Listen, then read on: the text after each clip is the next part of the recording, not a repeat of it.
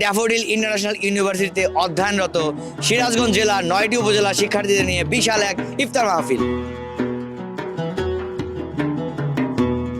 আচ্ছা, আমাকে সিরাজগঞ্জের ইফতার মাঠা কি আছে? আরে আমার জেলার ঐতিহ্য মাঠা তো হয়ে গেছে। তাহলে মনিটরি আনমা চল, মনিটরি মাখা।